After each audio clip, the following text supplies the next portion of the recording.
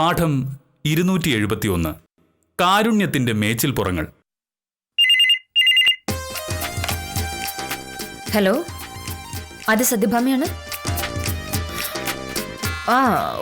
ഞാനത് കണ്ടിരുന്നു. ആ കേസ് വാദിക്കാൻ ഞാൻ വേണോ? ഒരാവശ്യമില്ലാത്തൊരു കേസാ അത്. 1500 രൂപ പിഴയടച്ചാൽ തീർത്തു പോവാം. എന്നാലും അതൊക്കെ ഒരു മെനക്കേടല്ലേ ചേട്ടാ. ശരി, ഞാൻ നോക്കാം. എന്താണ് വക്കീൽ കേസ് കിട്ടിട്ട് വിട്ടുകളഞ്ഞത്? ചാടി പിടിക്കാത്തെന്താ? ചാടി പിടിക്കേണ്ട കേസാണ്, പക്ഷേ സമയക്കുറവുകൊണ്ട് ഞാനങ്ങ് വിട്ടുകളഞ്ഞു എന്ന് മാത്രം. രാത്രിയിൽ സെക്കൻഡ് ഷോ കഴിഞ്ഞ് വീട്ടിലേക്ക് ബൈക്ക് ഓടിച്ചു പോയ സഹകരണ ബാങ്കിലെ ക്യാഷ്യർ രാജേഷിനെ പോലീസ് വഴിയിൽ തടയുന്നു. കള്ളു കുടിച്ച് വണ്ടി ഓടിച്ചു എന്നൊരു കേസ് ചാർജ് ചെയ്തു. രാജേഷ് കള്ളു കുടിച്ചിട്ടില്ല എന്ന് കരഞ്ഞു പറഞ്ഞിട്ടും പോലീസ് വിട്ടില്ല. വിടരുത്. കള്ളു കുടിച്ച് വണ്ടി ഓടിക്കുന്ന സകല വായി നോക്കികളെയും പോലീസ് പിടിക്കണം. പോലീസ് പിടിച്ചാ പോരാ, അവരുടെയൊക്കെ ലൈസൻസ് റദ്ദാക്കി ജയിലിൽ പിടിച്ചിടണം. പക്ഷെ രാജേഷ് കള്ളു കുടിച്ചിട്ടുണ്ടായിരുന്നല്ലോ. കുടിക്കാത്ത ആളെ പിടിച്ചു നിർത്തി കുടിച്ചു എന്ന് പറഞ്ഞ് ആരെങ്കിലും കേസെടുക്കുവോ? ഈ കേസെടുത്ത പോലീസുകാരൻ ഒരു സർക്കാർ ഉദ്യോഗസ്ഥനാണ്. സർക്കാർ ഉദ്യോഗസ്ഥന്മാർ ചെയ്യുന്നതൊക്കെ വളരെ കറക്റ്റ് ആയിരിക്കുമല്ലോ. മോഹനേട്ടാ, മദ്യപിച്ചു എന്ന് ഉറപ്പുണ്ടായിരുന്നുവെങ്കിൽ അവർ രാജേഷിനെ ആശുപത്രിയിൽ കൊണ്ടുപോയി അയാളുടെ രക്തം പരിശോധിക്കണമായിരുന്നു. അപ്പോ അത്ര തെളിവാവില്ലേ? ഇത്തരം കേസുകൾ ഉണ്ടായാൽ കോടതിയിൽ പിഴയടച്ച് കേസ് തീർക്കാമെന്നുള്ളത് കൊണ്ട് സാധാരണ ആരും തർക്കിക്കാൻ പോവില്ല. പോലീസ് അവർക്ക് തോന്നുന്ന പോലെ കേസ് ചാർജ് ചെയ്ത് വിടും. കേസിന്റെ പുറകെ നടന്ന തലവേദന വേണ്ട എന്ന് വിചാരിച്ച് ആളുകൾ വന്ന് പിഴയടക്കുകയും ചെയ്യും. നീ പറയുന്ന കേട്ടതൊന്നും പോലീസുകാരെല്ലാം മോശക്കാരാണെന്നും കള്ളുകുടിയന്മാരെല്ലാം യോഗ്യന്മാരാണെന്നും. ഭാമേ, സംസ്കാരമുള്ളവർ മദ്യപിക്കില്ല. മദ്യപാനി അവൻ ഇനി ഏത് വലിയവനായാലും അവൻ പറയുന്നതിന് ഒരു വിലയില്ല.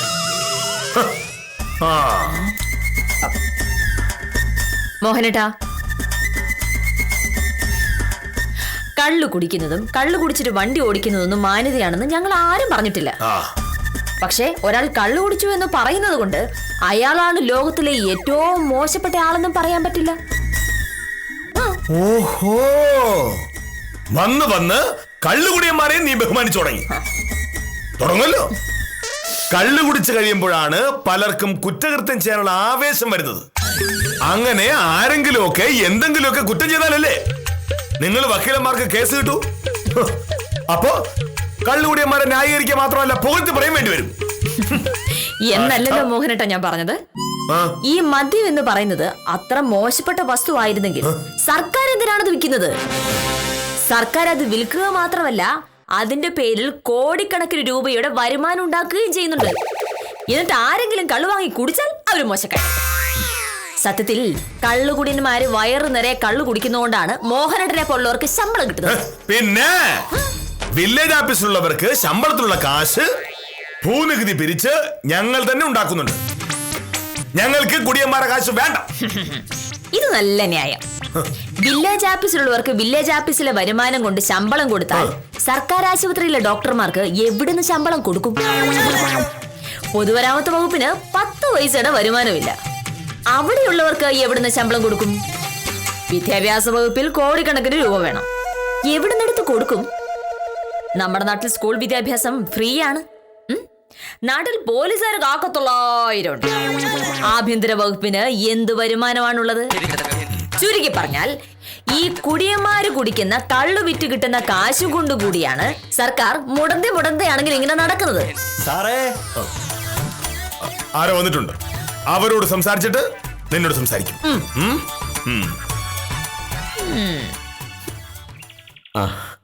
നമസ്കാരം സാറേ.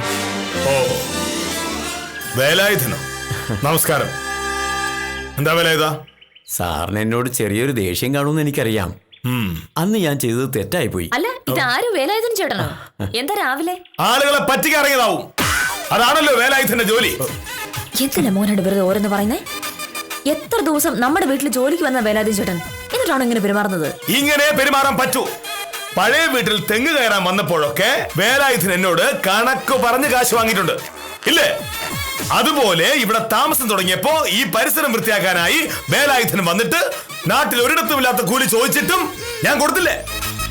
അങ്ങനെ വേലായുധനോട് മാന്യമായി മാത്രം ഞാൻ പെരുമാറിയിട്ടും വേലായുധൻ എന്നോട് എങ്ങനെ പെരുമാറിയത്? ഞാൻ പറഞ്ഞല്ലോ സാറേ, അന്ന് എനിക്കൊരു അബദ്ധം പറ്റിയതാ. ഇന്ന് ഞാൻ വന്ന ഒരു അത്യാവശ്യത്തിനാ. 1000 രൂപ തരണം. 1000 രൂപയോ? വേലായുധൻ ഒരു ദിവസം 1000 രൂപയ്ക്ക് കള്ളു കുടിച്ചു തുടങ്ങിയോ? ഇത് കള്ളു കുടിക്കാനല്ല സാറേ, എന്റെ ഇളയ മോൾ ആശുപത്രിയിലായി. സർക്കാർ ആശുപത്രിയിലാണെങ്കിലും അതും ഇതൊക്കെ പറഞ്ഞ് അവർ കാശ് ചോദിക്കുന്നു. മാത്രമല്ല മോക്കൊരു കുപ്പി രക്തം വേണമെന്നും പറഞ്ഞു. അറിയാവുന്നവരോടൊക്കെ ചോദിച്ചു, ആരും തരുന്നില്ല സാറേ. 1000 രൂപ തരണം. ഒരാഴ്ചക്കകം തിരിച്ചു തരാം.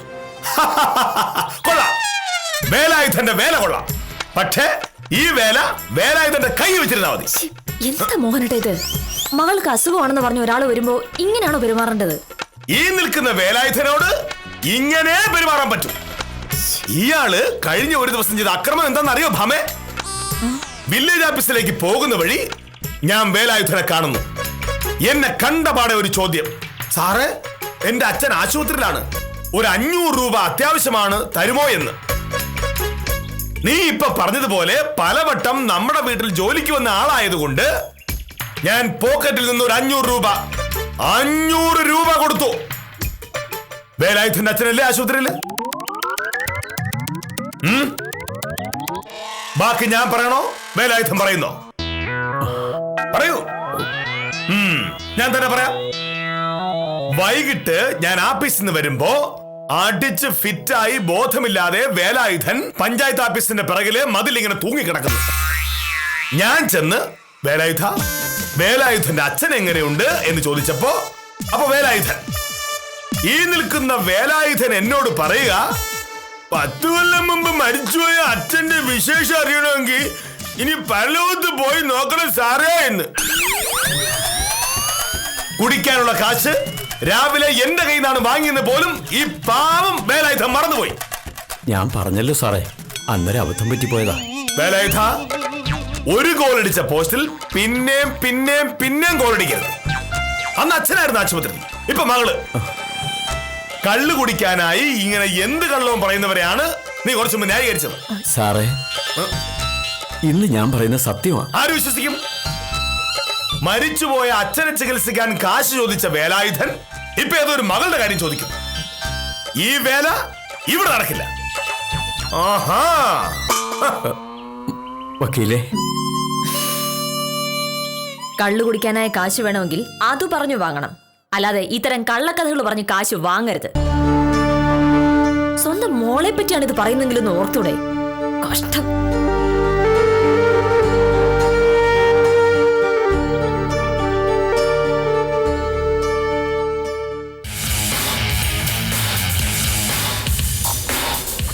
ആ കണ്ണോടി, ഇത്തരം കള്ളുകുടിയന്മാരുടെ പക്ഷമാണ് നീ കുറച്ചു മുമ്പ് വാദിച്ചുകൊണ്ടിരുന്നത്.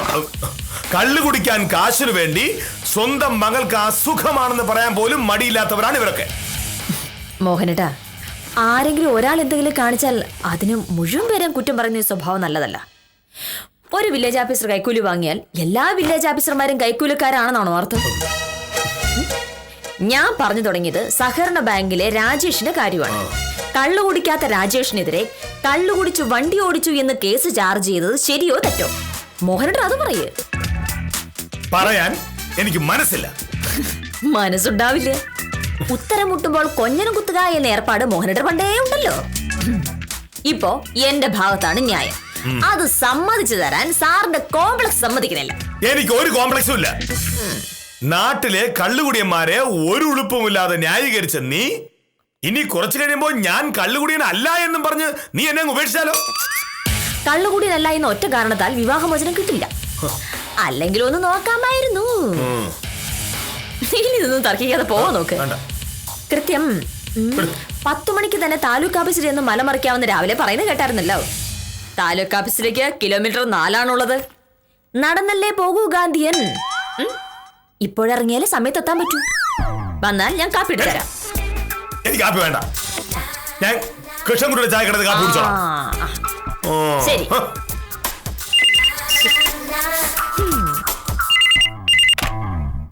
ഹലോ, അതെ സത്യഭാമയാണ്. ആ തോമസ് കുട്ടിയുടെ കേസിന്റെ കാര്യം പറയാനാ ബലരാമ ഞാൻ വിളിച്ചത്. ആ കേസ് നാളെ ഫയൽ ചെയ്യണം. നാളെ രാവിലെ വന്ന് വക്കാലത്ത് ഒപ്പിട്ട് തരണമെന്ന് തോമസ് കുട്ടിയോട് ഞാൻ പറയാം. ഉവ്, ആ പേപ്പറിന്റെ കാര്യം ഞാൻ ഉത്തമനോട് പറഞ്ഞിട്ടുണ്ട്. ഉത്തമൻ ഒന്നെങ്കിൽ അത് ഇങ്ങോട്ട് കൊണ്ടുവരും, അല്ലെങ്കിൽ 10 മണിയാകുമ്പോഴേക്കും ഓഫീസിലേക്ക് എത്തിക്കും. വക്കീലേ, ഉത്തമൻ വന്നിട്ടുണ്ട് ബലരാമ, ഞാൻ വിളിക്കാം.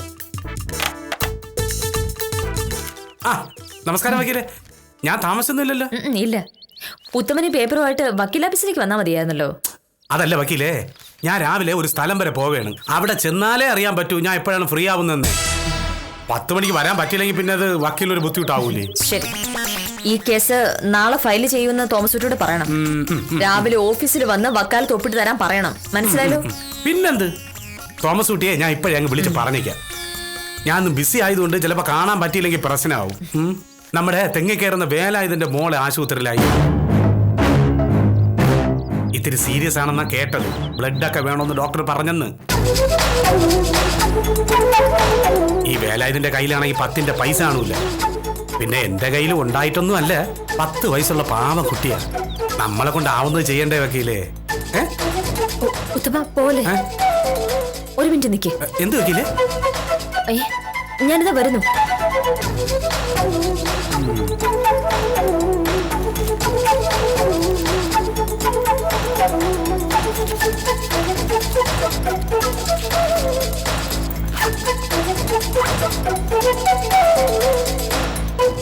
ശരി ശരി, ഞാൻ വിളിക്കാടെ. ഉത്തമ ഇത് വെച്ചു, വേലായുധന് കൊടുത്താൽ മതി. അയ്യോ, ഞാനതിന് വക്കീലിനോട് പൈസ ചോദിച്ചതല്ല. അതല്ല ഉത്തമ, വേലായുധൻ പൈസ ചോദിച്ച് കുറച്ചു മുന്നേ ഇവിടെ വന്നിരുന്നു. പണ്ടെപ്പോഴോ അച്ഛന് സുഖമില്ലാന്ന് പറഞ്ഞ് മോഹനേട്ടന്റെ കയ്യിൽ നിന്ന് വേലായുധൻ കാശ് വാങ്ങി കള്ളു കുടിച്ചിട്ടുണ്ട്. ഇന്ന് മോക്ക് അസുഖമാണെന്ന് പറഞ്ഞപ്പോഴും കള്ളമാണെന്ന് ഞങ്ങൾ കരുതിയത്. വേലായുധനോട് ദേഷ്യപ്പെട്ട് പറഞ്ഞു വിട്ടു. ഒരു കൊച്ചുകുട്ടിയുടെ കാര്യം പറഞ്ഞു വന്നിട്ട് സഹായിക്കാൻ പറ്റില്ലല്ലോ. വേലായുധനാണെങ്കിൽ ഒരുപാട് പെട്ടുവിടെ ജോലിക്ക് വന്നതാ. ഇത് വേലായുധന് കൊടുത്തേക്ക്. അല്ല, മോനേടെ സാറിനെ കുറ്റം പറയാൻ പറ്റൂല വക്കീലേ. ഈ വേലായുധന്റെ സ്വഭാവം ആ ടൈപ്പാ. ഞാൻ ഇറങ്ങിട്ടാകില്ലേ?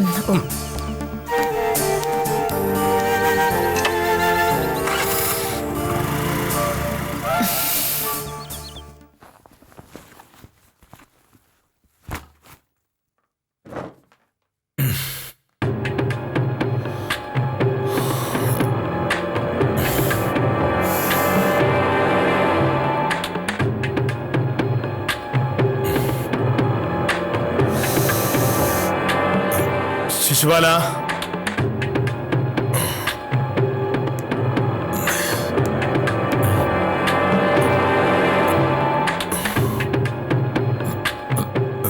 സാർ,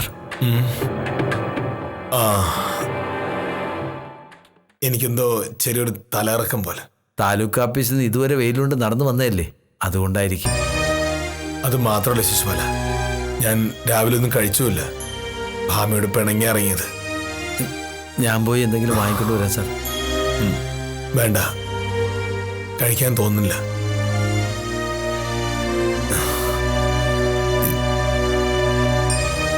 ഞാന് ഒന്ന് വീട്ടിൽ പോയി റെസ്റ്റ് എടുക്കട്ടെ ശിശുപാല. ഹോസ്പിറ്റലിൽ പോകണോ സാർ? വേണ്ട, ഒന്നുറങ്ങിയാ അങ്ങ് ശരിയാവും. ഞാനൊരു ഓട്ടോ പിടിക്കാം. വേണ്ടെന്നേ, ഞാൻ നടന്നു തന്നെ പോയിക്കോളാം.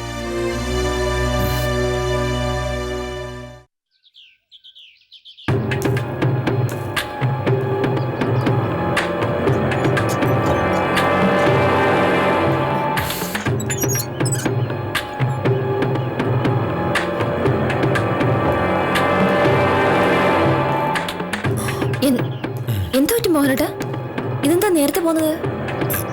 എന്താണെന്നറിയില്ല, നല്ല ക്ഷീണം. ആഫീസ് വെച്ച് തല ഇറങ്ങും പോലെ തോന്നി. എന്നിട്ട് ഇങ്ങോട്ട് പോന്നോ? ഹോസ്പിറ്റലിൽ ഒന്ന് പോവായിരുന്നില്ലേ? എന്നെ വിളിച്ചതെങ്കിൽ ഞാൻ അങ്ങോട്ട് വരില്ലായിരുന്നോ? അതിനു വേണ്ടിയൊന്നുമില്ല, ഞാനൊന്ന് കിടന്നാൽ ശരിയാവും.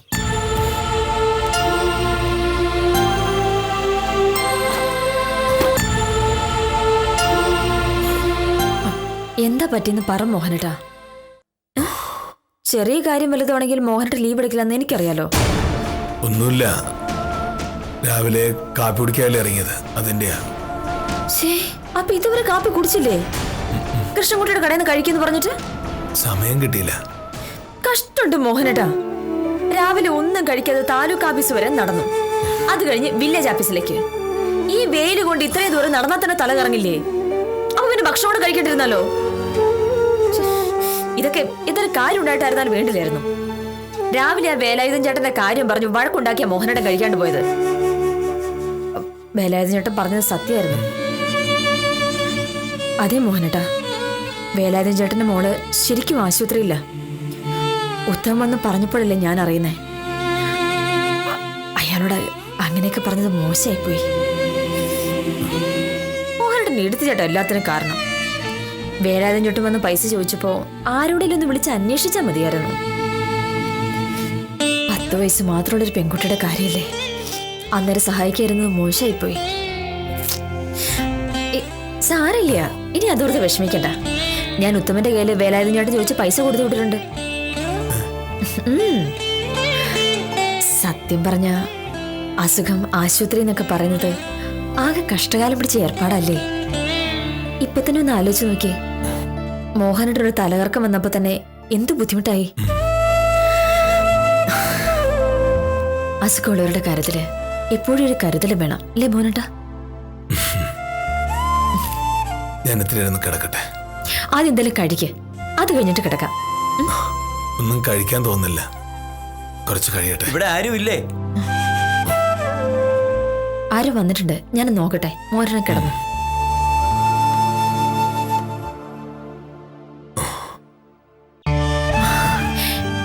വേലായുധൻ ചേട്ടനോ? മോക്ക് എങ്ങനെയുണ്ട്? കുറവുണ്ട്.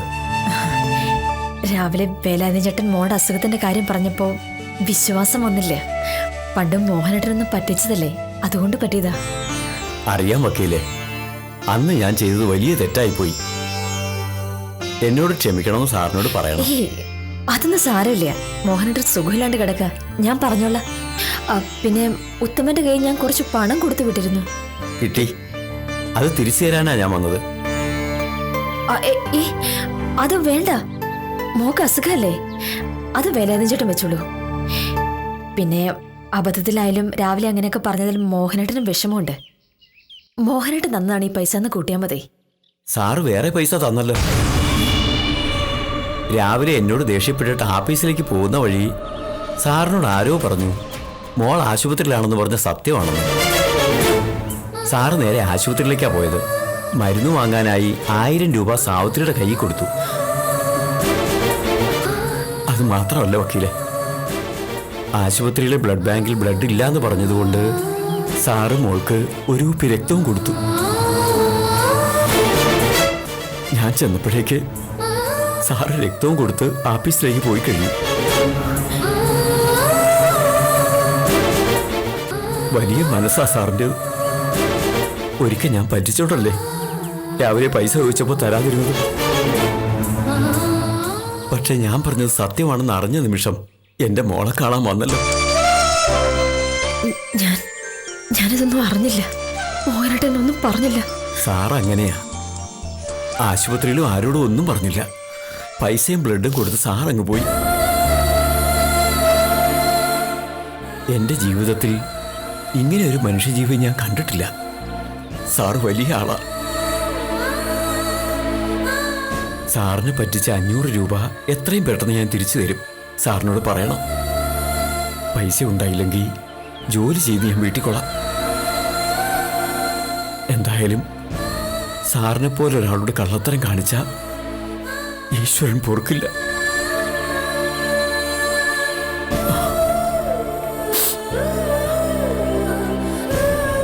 വേണ്ടെന്ന് പറയരുത്. ഈ പൈസ വെച്ചോ. മോക്ക് സുഖമായിട്ട് ഞാൻ അവിടെ കൊണ്ട് ഒരു ദിവസം വരാം. സാറിന്റെ ചോരയല്ലേ അവക്ക് കിട്ടിയത്, അതിനും വേണം ഒരു ഭാഗ്യം.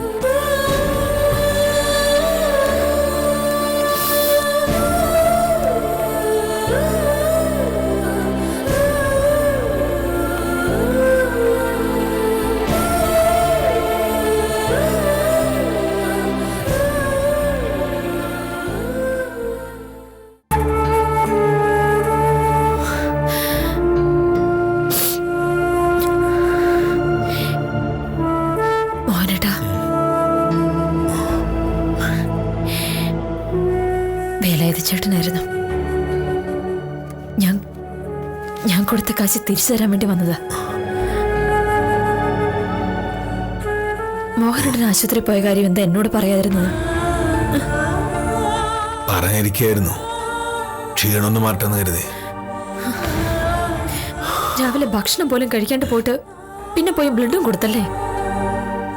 അത് പിന്നെ ഞാനിവിടെ നിന്ന് പോകുന്ന വഴി പുഷ്കരനാ പറഞ്ഞത് വേലായുധന്റെ മകൾ ആശുപത്രിയിലാണെന്ന്. ഞാൻ ആശുപത്രിയിലേക്ക് പോകുമ്പോഴും തിരിച്ചു വരുമ്പോഴും ആ വീടിന്റെ വരാന്തയിലിരുന്ന് സാറേ സുഖമില്ല എന്നൊക്കെ അവള് ചോദിക്കും. എന്നെ വലിയ കാര്യ വേലായുധന്റെ മോൾക്ക്. അവൾ ആശുപത്രിയിലാണെന്ന് അറിഞ്ഞപ്പോ സങ്കടം വന്നു. പിന്നെ വേലായുധനോട് ഞാൻ അങ്ങനെയൊക്കെ പറയുകയും ചെയ്തല്ലോ. തെറ്റായിപ്പോയും തോന്നിയപ്പോ കാപ്പി കുടിക്കാത്ത കാര്യം പോലും മറന്നുപോയി. എന്നാലും എന്റെ മോഹനേട്ടൻ കാണിച്ച കുറച്ച് അക്രമമായി പോയി. എന്നിട്ടൊന്നും മിണ്ടാതെ വന്ന് കള്ളനെപ്പോലെ ഇരിക്കണ നോക്കി. നമ്മൾ ആർക്കെങ്കിലും എന്തെങ്കിലുമൊക്കെ ചെയ്യുന്നത് മറ്റുള്ളവരെ അറിയിക്കാനാവരുത്. അങ്ങനെ ചെയ്താ പിന്നെ ആ പ്രവൃത്തി കൊണ്ട് എന്താ പ്രയോജനം?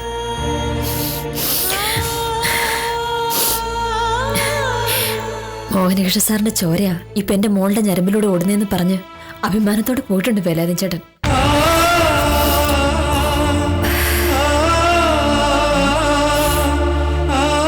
ഇനിയെങ്കിലും എന്തെങ്കിലും കഴിച്ചാലോ? ഇപ്പൊ കുറച്ച് വിശപ്പ് വന്ന പോലെ തോന്നുന്നു. എന്നാ കഴിച്ചാലോ? ഇതാണ് മോഹനകൃഷ്ണൻ. ഇങ്ങനെയുമാണ് മോഹനകൃഷ്ണൻ. അല്ലെങ്കിൽ ഇത് മാത്രമാണ് മോഹനകൃഷ്ണൻ. പിടിവാശിക്കാരനും മുൻകോപിയും കടുംപിടുത്തക്കാരനും ഒക്കെയായി മനസ്സിലാക്കപ്പെടുമ്പോഴും കാരുണ്യം നിറഞ്ഞൊരു മനസ്സുകൂടിയുണ്ട് ഈ മനുഷ്യൻ എന്നതാണ് സത്യം. എങ്ങനെ ഉണ്ടാവാതിരിക്കും? സ്നേഹവും കാരുണ്യവും മുഖമുദ്രയാക്കിയ സത്യഭാമയുടെ ഭർത്താവിന് ഇങ്ങനെ ആവാനല്ലേ പറ്റൂ.